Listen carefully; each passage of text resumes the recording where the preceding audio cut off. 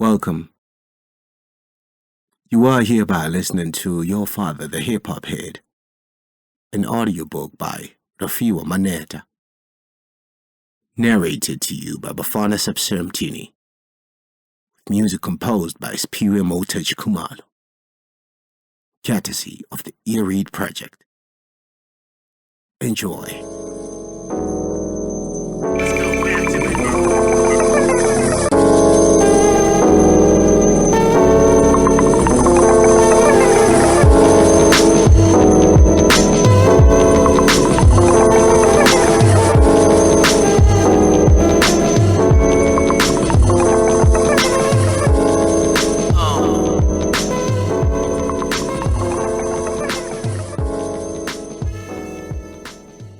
Author's note. Open code. How much time is this nigga spending on the intro? Close code. Drake. On Tuscan leather. In 2018, Mail and Guardian published a story of mine under the headline, My Son's Father, the Distressed Hip-Hop Head. The article was published under some very fortuitous circumstances. I had initially pitched an interview with a Cape Town-based fine artist. She flaked on me at the very last minute, and just a day before we went to the printers, my then editor, Manewo, asked if I had anything else I wanted to write about. As it turns out, this all happened around the time Pusha T dropped the story of Adidon, a song in which Kim Push famously declared that Drake had secretly fathered a child with former adult entertainer Sophie Brazox. Drake would later address the claims on March 14, a surprisingly vulnerable song in which he catalogs his anxieties about fatherhood. I used March 14 as an entry point to discuss my feelings about fatherhood and how I'd fallen short in the first year of my son's life. Over the years, I've tried to pitch similar pieces to local and international publications, but none of them went on to be published. All of this to say, I did not set out to write a book about fatherhood. This book is a compilation of rejected articles that use rap as an entry point to discuss fatherhood, its joys, challenges, and frustrations. This January, after a whirlwind start to the year, I decided I was going to compile all of my writing on fatherhood and self-publish it because I did not see myself living beyond 30 years old, for reasons I'll probably discuss in another book. I had started 2021 deflated. I was emotionally, financially, and physically spent. I decided that if people only read one published work of mine, I wanted it to make their head bob in the same manner that 90s hip-hop did during my adolescence. I wanted my work to be a site of contemplation and honesty, a mix of the highbrow and the everyday. I could think of no other way of blending these diverging ambitions than through hip-hop. But I also wanted to write something about fatherhood that ventured past the usual conversation of absenteeism. I don't know whether I've done any of that, but I'm grateful for your time, the gift of life, and for the gift of my son. Rofhiwa Maneta, May 22, 2021.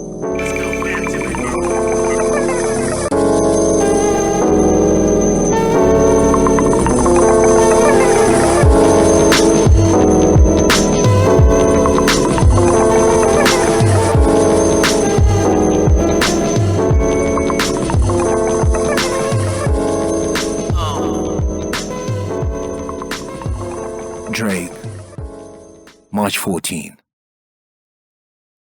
Drake has recently had quite a bit of explaining to do.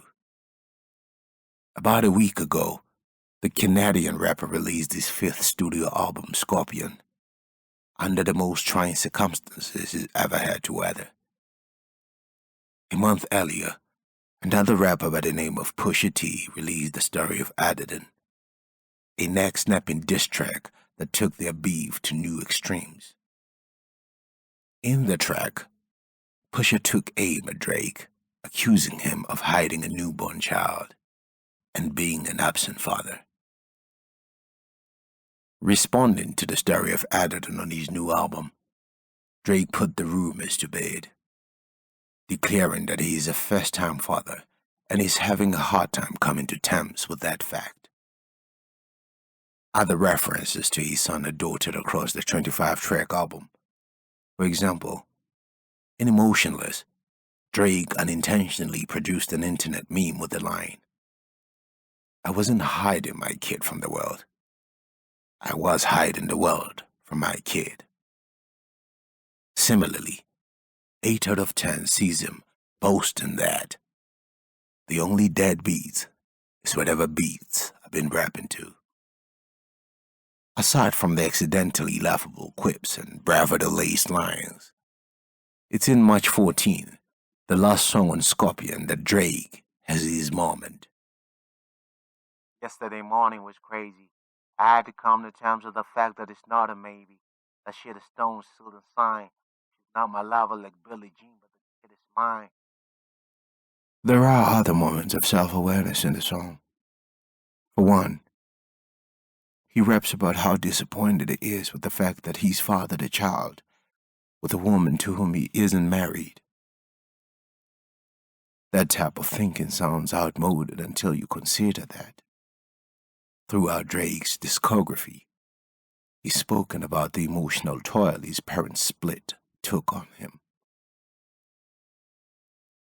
He's also spoken about being primarily raised by his mother and seeing his father on some weekends, and how that led to an emotional distance between them. One that was mended only in adulthood. The fear that he could replicate that with his own child is evident in the lines he raps to his son. I don't want you to worry about whose house you live at or who loves you more or who's not there or who did what before you got here. Of course, Drake isn't the first rapper to pen a confession about his anxieties about fatherhood. In Show Me the Good Life, the 10th track on an American duo, Blue and Exile's Below the Heavens, Blue raps about how nervous he is to bring a child into the world. Unplanned, and therefore unprepared. The rapper goes on about how having a child would curtail the plans he had for his life and career, before revealing that he doesn't possess the mental fortitude to be a father. How the hell am I gonna teach a child to be a man when I'm 22 without a clue on how to take a stand? Like Drake's March 14, the song is bristling with emotion and a fear that seems to ask, how could I have been so reckless? And what kind of father will I be to my child? In a column on parenthood, the Guardian columnist Tim Lord described first-time fatherhood as a bonfire of the vanities. Fatherhood, he asserts, puts an end to a particular male narrative that men can somehow be free, adventurous, and an enduring focus of the opposite sex's attention. Of course, women have always known this and have gone with the often unglamorous work of parenting and shelving their careers for the sake of their children. Drake, on the other hand, reveals just how easy it is for life to go on after becoming a father. The rapper says that he's seen his child only once while he continues to perform to sold-out shows and attempting to see his kid a few times. This isn't how it always is, though. Fatherhood is many contradictory things. Complicated, mundane, terrifying, life-affirming, and full of joy. When my son was born late last year, I walked down the hospital's corridors humming Jay-Z and Kanye West's New Day.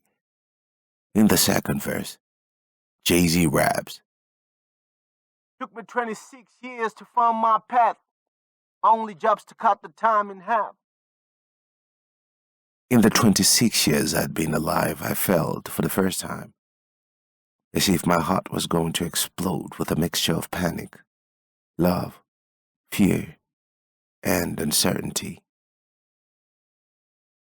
In some respects, Drake's story is a kind of universal story of fatherhood because it's largely a tale of cowardice.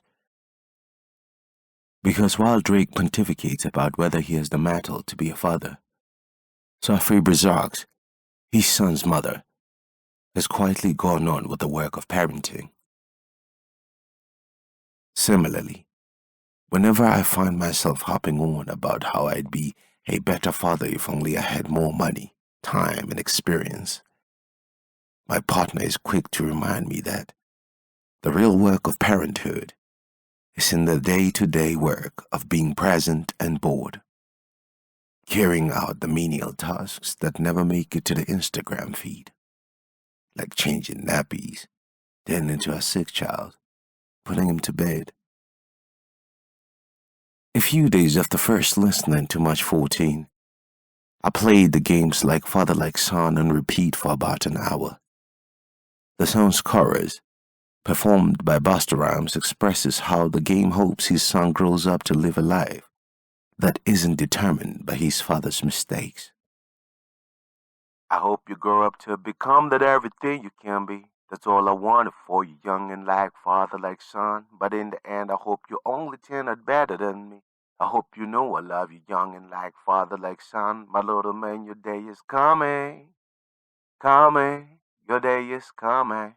I tell you, and when it comes, just keep it running, running. Just keep it running. I tell you. Listening to this song and to Drake's reckoning with fatherhood, I can't help but hope my own son's view of fatherhood won't be skewed by the actions I take. We live on hope.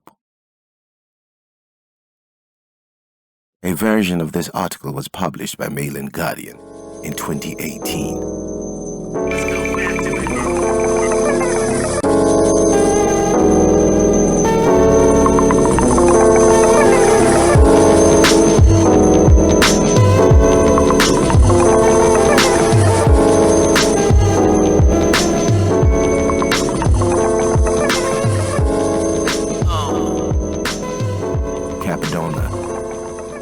Black boy. I don't remember how long the fire had been burning. Only that by the time my father came back from work, the flames had grown so long that they threatened to lick the edges of our patio's awning. It was June 2008. The smell of autumn and smoke in the air.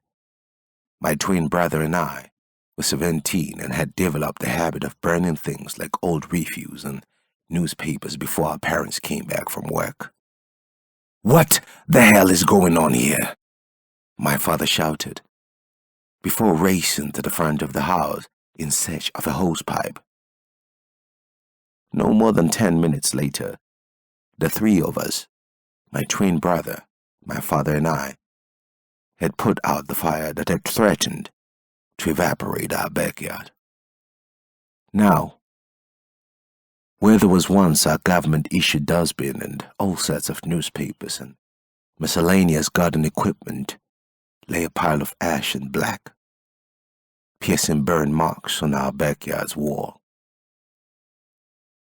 "When are you two going to grow up?" my father demanded after the fire had died down. Silence. "I mean it. You're 17 and you almost burnt the house down because you were playing with matches. At what point are you going to decide to be mean? Are you happy to be boys for the rest of your lives?" Years later, While thumbing through Richard Wright's memoir, Black Boy, published in 1945, I wondered about masculinity, black boyhood, and resisting the impulse to self-destruct. Wright's novel begins with the author, 4 years old at the time, setting the family home on fire. Red circles were eating into the white cloth. Then a flare of flame shot out. He writes in the first chapter, "Startled, I backed away. The fire soared to the ceiling and I trembled with fright. One half of the room was now ablaze."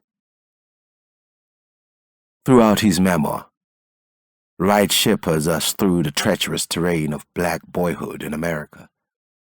By the time he is 6, he has moved between foster homes, developed a drinking habit, turned agnostic, and essentially raises himself, despite the efforts of his religiously inclined grandparents. At one point, he sums up his childhood as a prolonged experience of feeling death without dying. Part of what defines Wright's journey into adulthood is the feeling that there's never really a point where he's ever fully man or boy. He's always stuck firmly in the middle of both. When he turns 6, a man jams a cigarette into Wright's mouth, plows him with beer, and asks, "How do you feel? Sitting there like a man, boy?" Inversely, in adulthood, while working as a cleaner at a post office, Wright would often be taunted by white men who would deliberately muddy a flight of stairs he'd just cleaned. "Boy, we sure keep you busy, don't we?" They would smirk at him, to which he would rarely respond. During a recent reading of Black Boy, I could not help but find a resonance in the author's confusing route from boyhood to manhood. A year after my brother and I almost burned our family home to the ground, I sat in my friend's room at a house party and listened as my classmate, Lebogang, told me how one of our peers had done an unspeakable thing to her at the beginning of the year. "And that's the thing," she concluded. "To him, being lahlile, but I don't know, he doesn't even think he's done anything wrong." Earlier, I'd spent most of the party either drinking diluted Heineken or secretly spitting out the contents of my red cup when no one was watching. I stumbled around the house a few times, occasionally tugging at my crotch, in the hope that no one would see past my theater. That year, my friends had determined to make proper men out of my brother and me, the only self-confessed virgins in the crew. But listening to Lebo that afternoon, I walked out of that room unsure of whether there is some distinguishable gulf between boyhood and manhood, and that perhaps boyhood and manhood were nothing but setting things and people on fire for no other reason than boredom or some perverse pleasure.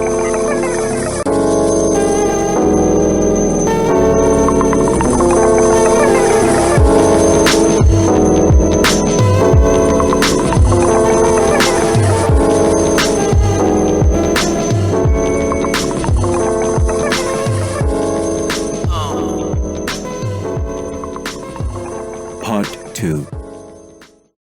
Open Coat. Black boy in the ghetto streets. Black boy, no more suffering. Black boy, shine your light for we. Continue, black boy, black boy, black boy, black boy. Close Coat. Capadonna. Black Boy. Let's call Zindle. In 2017, I released a collection of semi-autobiographical short stories called Metanoia. It's a lean, sloppily assembled anthology that documents my 3 years in Cape Town. One story, Kantamba, seems to strike a particular resonance with a handful of people who go on to buy the book. It references an encounter that happened in 2015. What happened is, I wake up one morning with a woman in my bed who I did not remember meeting.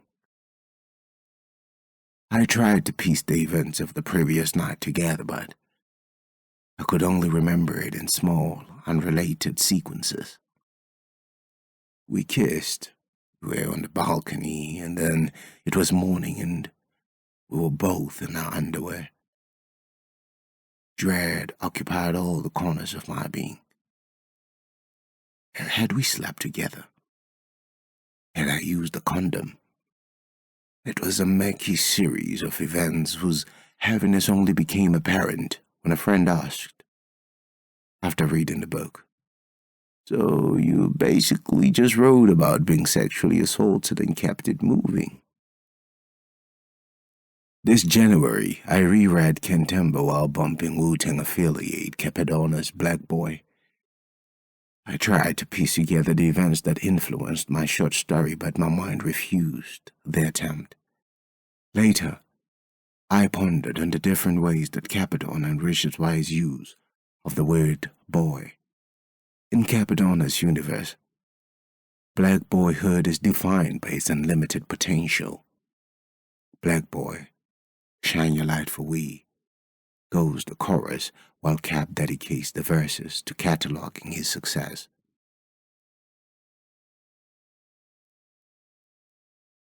Perhaps part of why I wrote Kentemba in the way I did was to keep the idea of sexual assault at a remove. Even to this day, I am not sure I can call what may or may not happen that night sexual assault. Categorizing it as that seems petty and small. But I also know that part of the response is rooted in what it would mean to accept that something foul might have happened. The deeper I've gotten into my 20s, the more I've tried to run away from boyhood and all its attendant dissociations, helplessness, naivety, weakness. But rereading Richard Wright and bumping Capadona's version of black boyhood has edged me closer to the belief that maybe it's all just artifice. Perhaps boyhood and manhood are, paraphrase American writer Keith Layman, trying, failing, and getting up until the day you come. Let's go back to it.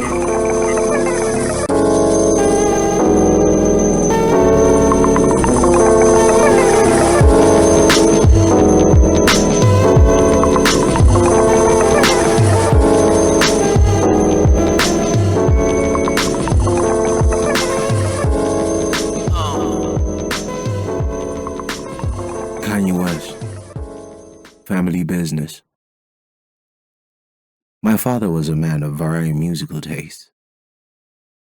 When my two brothers and I were in high school, our daily school runs always featured some or other of my father's favorite songs. Sometimes it was 80s disco, the Spinners, Diana Ross, and the likes. Other times it was gospel music, but most times it was the dizzying guitar licks of the late Zimbabwean musician Oliver Mtukudzi. The songs weren't meant as a substitute for conversation, though. During the interludes or a song's dying moments, my father would wax lyrical about the deeper subtext of the music we were listening to. I'd be around by the Spinners with his guitar riffs and racing congas was about the impermanence of romance. Whitney Houston and Sissy Wanning's Count on Me was about the regenerative power of friendship, and Tavern Campbell's Dandelion perfectly indexed every romantic thought my father felt for our mother. 3 years ago, my son was summoned into the world, and I've unsurprisingly inherited my dad's practice of soundtrack in the daily school runs with my son. Unlike my father, though, my tastes have always been singular in their scope. I grew up on hip-hop. From middle adolescence to adulthood, some of my most vivid memories accompanied by the sounds of A Tribe Called Quest, Little Brother, Jay-Z, and Gangsta. For the most part, my son would fix his stare on whatever toy was in his possession while Pusha T's Infrared, a Future's Musk-Off, blared through my car speakers. This wasn't completely unexpected.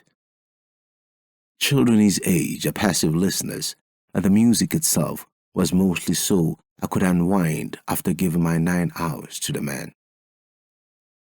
But it wasn't until he attempted to mouth the chorus to Sheck West's Mo Bamba, a song that sees him catalog how many hoes blow up his phone, that I gave pause to which of my musical tastes he would ultimately inherit. I'm not the kind of parent who would forbid my son from listening to any genre of music. When he's old enough, he'll make his own moral assessments of rap. But I'm also cognizant of how the music he listens to will ultimately shape his view on women, money, religion, and his place in this world. Suddenly, the music I played took on a deeper significance. 2 days after the incident, I started being more deliberate with my music selection. First up was pre-Mega Kanye. My son took a particular liking to family business, but that might have to do with the fact that I had it on loop for about 15 minutes. The song, which features on West's award-winning debut album, The College Dropout, has a southern gospel feel to it and sees Kanye rapping about the importance of family values. I don't care about diamond rings, the choir belled during the chorus before wrapping up with the sentiment that family is worth more than gold. Similarly, Chance the Rapper's Blessings, a spoken word piece about the rapper's financial and spiritual success, would elicit a giggle or coordinated head bobs from my son. It's a sweet coincidence that Coloring Book, the album that Blessing appears on, marked a shift in sound and subject matter for the rapper. On Coloring Book, his drag-inspired songs about youthful nihilism gave way to PG-13 raps about the redemptive nature of religion and fatherhood. In Blessing's opening lines, he raps, Find warmth in the Black Queen for when I get cold like Nat King, I'm doing the dad thing. If it sounds like I transformed into the Cliff Huxtable of modern-day rap, it's because I'm leaving a bit of detail out. Outside of the gospel-infused raps of Kanye and Chance, I will regularly bump songs that are anti-capitalism, anti-religion, and anti-authority. Mick Jenkins' 11 is a tribute to Eric Garner. The song's title and closing refrain, I Can't Breathe, is a reference to the number of times Garner said the phrase before his last breath was taken from him. Future's Codeine Crazy sees him break out of his tough guy avatar in the final verse to talk about the emotional tsunami that followed his breakup from Sierra. XO Tour Life by Lil Uzi Vert details the rapper's struggles with drug abuse fame and post-breakup depression. All of these songs have more four-letter words than I'd like my son to be exposed to, but they're also honest, existential reflections on life, loss, and what it means to have material success and still long for some great and unknown infinite thing. People are complicated and their personalities are always in flux. Jay-Z, whose earlier releases are replayed with vivid descriptions of his time as a drug dealer, grew into a progressive, feminist espousing family man on his 2017 release, 444. Eminem surprised the world with Revival, a left-leaning political album where he substituted his usual themes of rape, murder, and homophobia for missives about the Trump administration. So maybe when puberty rolls around in the next decade and my son asks me about the birds and bees, I won't sit him down and shoot off a beard-stroking lecture. I think I'll play him Slick Rick's Teenage Love instead.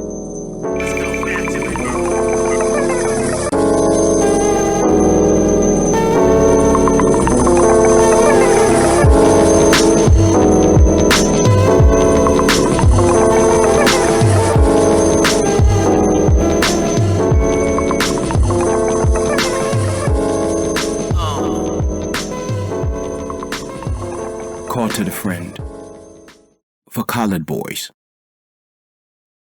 Author's note. This essay was written in 2020 for a book that would later be decommissioned. Son, this December was thinking about the hospital you were born in and could not help but hum a song I've recently come to fall in love with.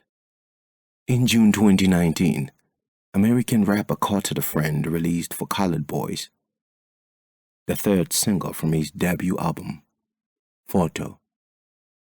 The song's title is a nod to American writer Ntokozo Shange's For Colored Girls Who Considered Suicide When the Rainbow Is Enough.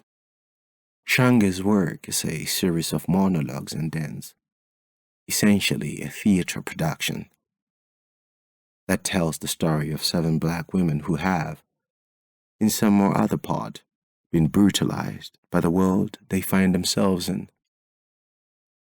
The women are nameless, simply given colors for names. And the choral poem broaches themes such as sexual abuse, depression, and abandonment. It is under this long penumbra that Courted a Friend released his message to young black men growing up in America. Clocking in at 3 minutes and 40 seconds, the song sprints to cover the long distance it travels, part exhortation and chastisement. The song is an emotionally charged call for black men to rise above the morality of low expectations and carve healthy lives that aren't suffocated by the hard-boiled, tigers don't cry masculinity they have inherited over the ages. Sure, there are parts of the song that border on infantilization. The black girl is still God, while some of his advice borders on downright dangerous hotep ideology. Do not have your kids in a hospital, they don't give a fuck. And while colored in America isn't its own specific racial designation like here in South Africa, for the most part, the spirit of the message holds true for any black boy around the world.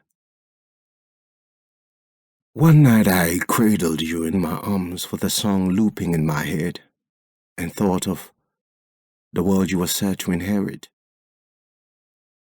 3 Novembers ago, you were summoned into the world in a dimly lit hospital in Belleville, a suburb just over 20 kilometers away from Cape Town's city center.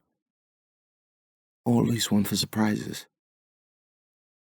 You did not cry when the first rays of light refracted into your eyes and a group of doctors carried out the ritual of checking your vitals, putting you against my chest and handing you back to your mother.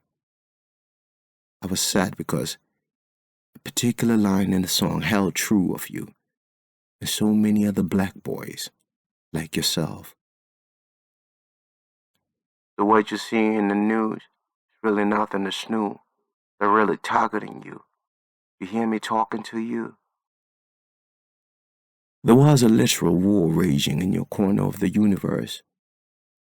The violence in Cape Town, where you were born, had experienced a surge in murders so high that the city's cemeteries did not have enough space to bury the dead. The army rolled in. The murders didn't abate, and while you fell asleep in my arms during your visit and I felt the warmth of your mother's body next to mine, I finally understood the weight of what it means to be scared for the life of your child. If that sounds like an exaggeration, I want you to know that I'm being gravely serious. Before you were born, and more so since your arrival, I've always been scared that something or someone would snatch you away from me. If that sounds alarmist, then maybe it's worth knowing that when you were 2 weeks old, 2 men put a knife against my neck and threatened to holler me out if I didn't give them something, anything to hold on to. It was early December and I was making my way back to Observatory, the suburb that I lived in at the time, after visiting you and your mother. As is tradition in summer, the sun was ambling toward the mountain with great reluctance. 50 rand. In the end, that's what stood in between me and the man with the knives. Had I not had that in my pocket, I can only speculate what would have become of me that summer. Black life has always been cheap. That was true when the Land Act of 1913 allotted 7% of our country's vast, arable land to our forefathers, and when apartheid, the system of misgovernance your grandparents grew up under, designated where people that looked like us could live and work, who we could marry, and what labor was best suited for us. It was especially true that day when I saw sunshine turn to sharp-edged steel and emptied out my pockets as quickly as I could in an effort to prove that I was not hiding anything, that I handed everything of value over to the men with the knives, that my life was well and truly in their hands. 50 rand. Maybe that saved me. But what I do know is I haven't stopped being scared for you since. Men much smarter and eloquent than me have tried to make sense of our problem with violence and assign blame for the actions of that day.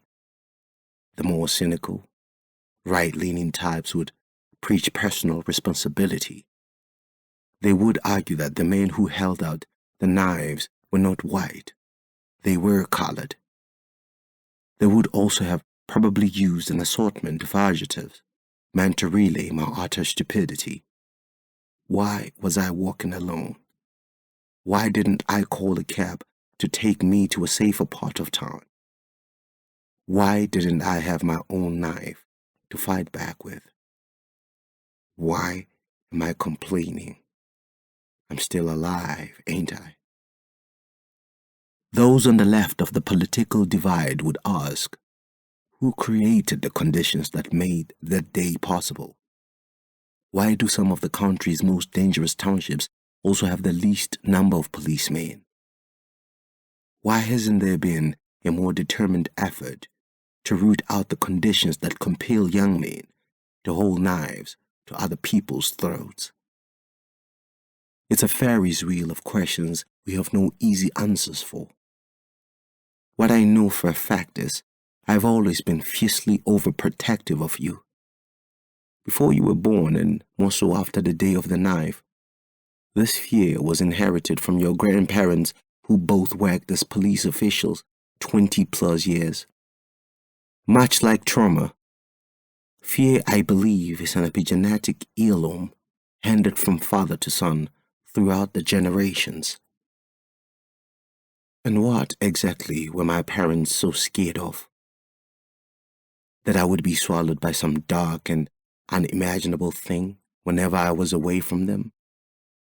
Their line of work meant that they saw on a daily basis what happened to black boys who stayed up too late, kicked it with the wrong crowd, or made the mistake of loitering around a neighborhood that did not match their assumed racial profile. Your uncles and I were assigned many rituals dedicated to our safety. We were never allowed to come back home after dark. Sagging our pants was unacceptable. We were not allowed to cuss, hang out with delinquents, or talk back to adults. Appearance wasn't just an aesthetic consideration. It was a mark of decency. something that signaled to the state, our teachers, and the police that we were not those kinds of black boys. But yours is a life I hope will never be defined by despair. Toward the end of For Colored Boys quarter raps. But that's okay because Jehovah say that your mother's blessed, and we are here to guide you through life and teach you what is best. This is to say, the woman whose womb was your home before you were born has always done her best to ensure your safety, even when I was physically absent. I have no use for religion. Your mother believes in spirituality, in the nominal sense. The sentimentality carried in the first part of Quarter's song is lost on both of us. What I do know as a fact is that the two of us were born on opposite ends of the universe with childhoods so vastly different you could fit entire planets between the two of us. This is not my story to tell, and I'm sure when the time is right, your mother will tell you of the alchemy that was required of her to turn from that girl into this woman she currently is. After all, this is to say, you have inherited a mother who has protected you from bullets when I could not physically be there to protect you. Your grandfather used to say fatherhood is a calling. I found it funny at first, but now, as I amble toward 30, I think I'm starting to understand that saying is a whole lot more. Again, the answers lie in a song I used to bump before you were born. When you were born in 2017, I walked down the hospital's corridors humming Jay-Z and Kanye West's New Day. In the second verse, Jay-Z raps, Took me 26 years to find my path. My only job is to cut the time in half.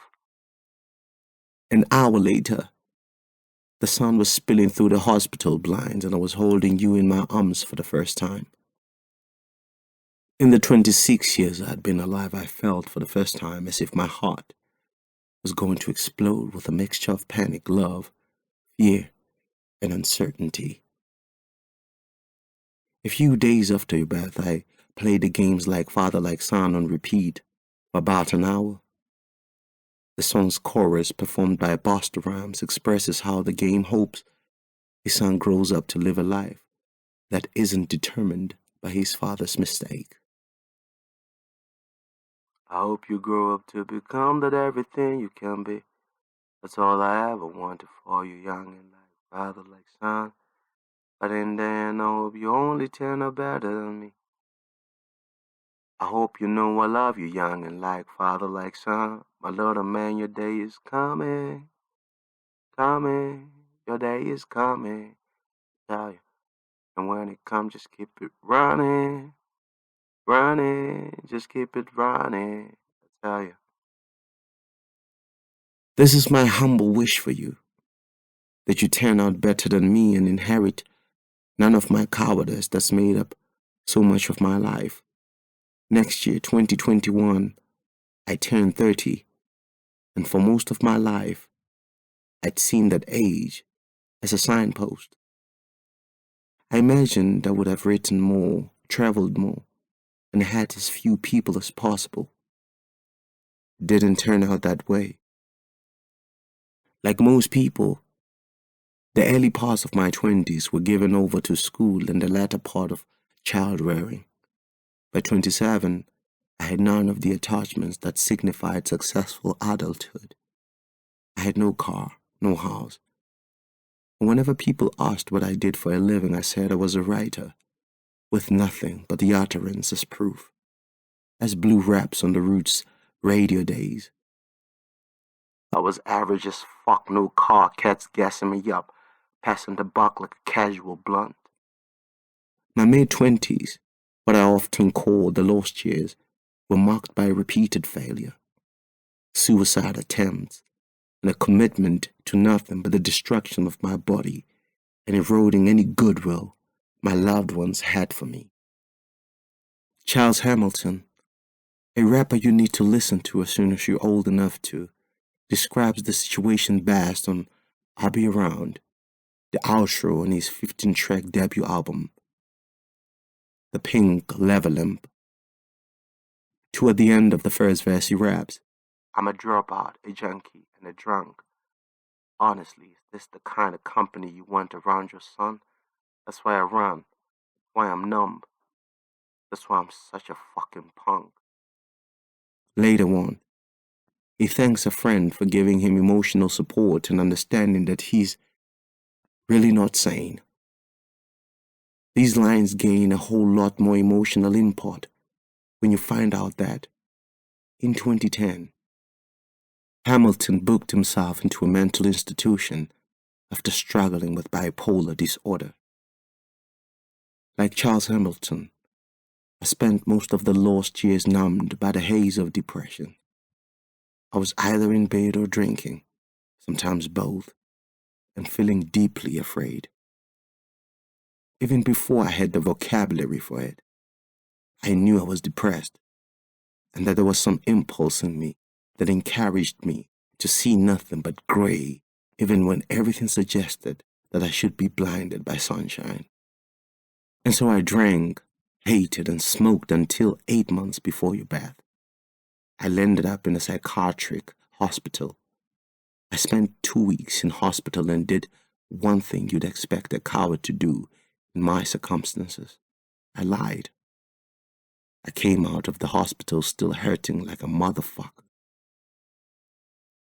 Because everyone had expected a kidnapping of the old me and the birth of another kinder human being to take place in the hospital, I ran to meet the world's anticipation. I stopped smoking, drinking, and for the most part, treated the people around me with the kind nature I'd rarely exhibited in the past. And you know what surprised me the most? It actually worked.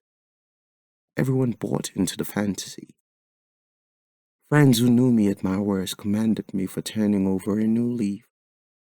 Strangers were quick to point out how progressive my politics were, and your mother often commented how this was the healthiest she'd seen me ever since knowing me. But no mosque is ever that strong. Toward the end of 2019, I walked into my doctor's office and told her I was having a hard time remembering things. I'd walk a few paces to the fridge, swing the door open, and forget what it is I wanted. Other times I would pop my car keys into the ignition, reverse out of the driveway, and forget where it is I was going to in the first place. My appetite for cigarettes had returned, which was strange because I hadn't smoked in close to 2 years. I had blinding headaches, recurring nightmares, and newfound anger issues. In short, I was depressed again. I did not want to admit it to anyone because caving into that reality would fail like a complete failure. I had a responsibility to be sane. You were at the mercy of my care. I worked a job that paid well, and I had just recently bought an apartment in Santon. What right did I have to feel this way? It's a South African tradition to dedicate oneself to amnesia. To dedicate yourself to amnesia and say you regret nothing. That all those wasted years were a necessary preamble to finding some sort of rainbow. That's a lie. I regret plenty of things. I regret the things I've done to my body. I regret not writing more, not loving your mother more honestly, and using the fact that I was sick as an excuse to throw shrapnel into my loved ones. This might sound strange to you because if things are as they currently are now, you live in Bryanston, an affluent residential suburb in Santon. This isn't my way of bragging, it's just me saying, before you were born, but more especially afterward, I knew that money was the only way I could personally make you bulletproof. Money meant flight, away from the gunfire, and it produced a velocity so great it would quickly land us in neatly manicured lawns with their own dedicated security, and none of the despair I spoke about earlier. This is, of course, a moral failing when the people elected to govern your life and mine. The fact that your safety hinges on something you have absolutely no control over, who your parents are and how much is in their bank account, is an indictment on the men and women charged with the judicial and moral responsibility of making sure we do not die by gunfire. I'm not sure what the way out is. Perhaps your generation will find a way. It may sound like a cop-out, but it is what it is. My responsibility is to do more than keep you breathing. It is to make sure you live a life unencumbered by violence. I want nothing more than for you to travel, to find out your life's own meaning, and to know your life while you have it. As Carter puts it, Life is too short to be stressing. Love your friends for who they are. If they're there when you're down, then you should keep them around and return the favor tenfold. there is so much more I want to tell you, but we have a lifetime ahead of us. I understand that this spectacle, my act of writing for and about you in public, is mainly for myself. You are too young to understand any of us written, and by the time you're old enough, you will have, hopefully, formulated your own conclusions. But if you only take one thing from this letter, I want you to grow up always knowing this one fact. You were never a problem that needed solving, as I'm sure you will experience yourself. There will be many points in your life where you are treated like an anthropological subject rather than an individual human being. Sometimes this will come from white men who perceive you as nothing but brute force. Other times it'll be white women who will perceive your very breathing as an existential threat. You cannot know how sorry I am that I cannot protect you from this. This is your cross to bear, and you must learn your own lessons from it. I spent my teenage years playing to the expectations of white women and men, desperately trying to prove that I was more articulate than other black people, read more Jewishian poetry, and wrote more fervently than any white student they would encounter. It was all for naught. I know that I also spent the vast majority of my 20s trying to rehabilitate the image of men. I believed myself to be different, more emotionally intelligent, more attuned to feminist thought than my peers. It was a frantic kind of performative compassion, and at some point, I decided that people have their entire lives to formulate their opinions about men. I shouldn't have to live under the weight of those restrictions. So I don't. I am who I am. And you are no doubt who you are. What that means is totally for you to decide. I love you. And I can't wait for you to read this.